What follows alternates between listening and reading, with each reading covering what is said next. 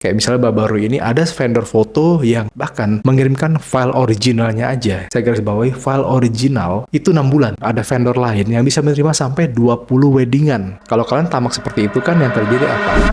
Saya Pascal, fotografer dari kota kecil. Saya akan share video apapun yang berhubungan dengan fotografi. Apabila suka, silakan like dan di-share. Nah ini seru nih. Jadi saya barusan ketemu masalah, saya baru tahu sekarang dan kayaknya ini bagus deh buat kita bahas. Jadi permasalahannya ini muncul oleh satu akun di X nge-tweet seperti ini.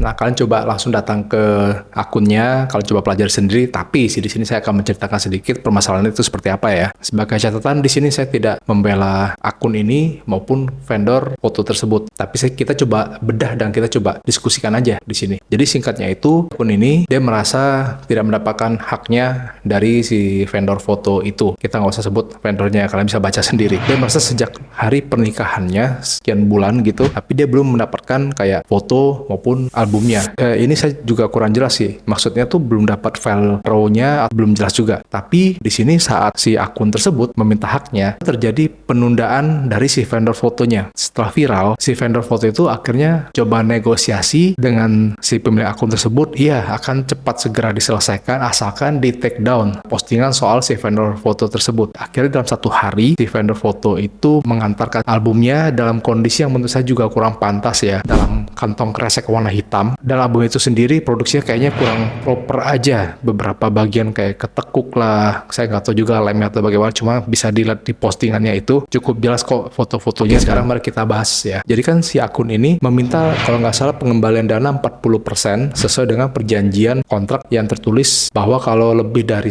berapa lama gitu mereka berhak mendapatkan 40% dari biaya paketnya. Tapi dari si vendor foto tersebut menyangkalnya dengan berkata kalau selama masih ada konfirmasi itu tidak bisa. Nah, di sini agak sedikit membingungkan dan sedikit abu-abu ya. Cuma kita nggak usah bahas di sana, tapi soalnya kita nggak tahu pembahasan dari awalnya itu mereka seperti apa. Tapi di sini menurut saya dari vendor foto tersebut juga cukup bagus dengan menggunakan kontrak yang cukup jelas tertulis. Sedangkan si kliennya ini mungkin perlu baca lebih rinci. Tapi di sisi lain juga kita sebagai vendor foto nggak boleh mencoba menipu klien dengan kontrak yang mungkin tidak cukup jelas. Sedangkan dari sisi kliennya sendiri, dia juga harusnya membaca isi dari kontrak tersebut. Sehingga sebelum mereka mau komplain atau mau minta haknya itu, tolong disesuaikan dengan isi kontrak. Apakah dia boleh meminta haknya itu atau tidak. Poin kedua, kan dia bilang dia belum mendapatkan dari file foto maupun albumnya. Saya juga cukup bingung sih untuk beberapa vendor foto nih ya. Soalnya saya juga dengar beberapa cerita, kayak misalnya baru ini ada vendor foto yang bahkan mengirimkan file originalnya aja. Saya garis bawahi file original itu 6 bulan.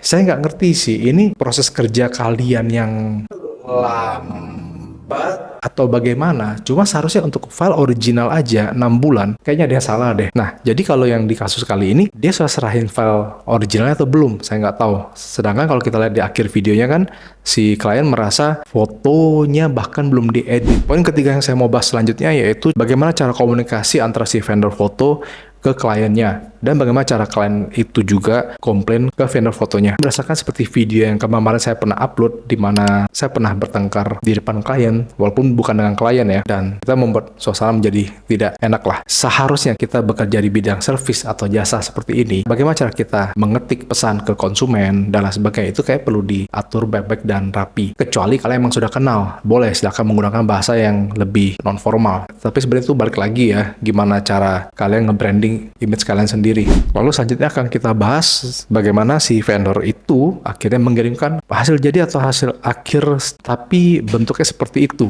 Jadi dia mengirimkan album dalam kresek hitam. Kayaknya juga nggak ada cover albumnya ya. Kayaknya nggak ada ya kalau lihat dari foto itu. Kayaknya dikerjakan dengan buru-buru sehingga kualitasnya tidak terjaga. Kalau menurut saya mendingan nggak harus hari itu juga tuh vendor kirim, mungkin besok atau lusa. Saya yakin di kota, kalau dia bisa sehari jadi, berarti di kota dia itu ada vendor album. Jadi mendingan ditunda aja, nggak apa-apa toh emang sudah kelamaan dan sudah dikomplain juga. Mendingan kasih kualitasnya lebih bagus atau lebih rapi lah. Atau mungkin kalian bisa kasih kompensasi ya, mungkin albumnya dipertebal kayak atau apa, supaya ya sebagai tanda permintaan maaf lah. Yang saya tangkap itu masalah cuma satu, mereka kenapa bisa memberikan hasil jadinya itu lebih lama? Menurut saya beberapa vendor itu terlalu tamak untuk menerima kerjaan. Ada vendor lain yang bisa menerima sampai 20 weddingan. Kalau kalian tamak seperti itu kan yang terjadi apa? Pasti kerja kalian menumpuk dong, banyak. Dan akhirnya kalian coba mencari banyak freelancer juga. Dan kalian tahu sendiri, freelancer fotografer juga cara foto berbeda. Mungkin nggak sesuai dengan style fotografi kalian. Akhirnya nggak sesuai dengan style dari vendor kalian. Semoga masalah kali ini bisa menjadi pembelajaran bagi kita, vendor-vendor foto dan video, supaya kita bisa lebih memperbaiki manajemen kerja kita. Dan untuk para klien juga, coba deh jangan cuma sekedar dengar kata orang. Do your own research. Lihat dulu, ini vendor bagaimana, bagus atau enggak. Kalau memang sampai terjadi, karena sebelumnya dengar bagus aja, ya mungkin lagi sesuai aja sih.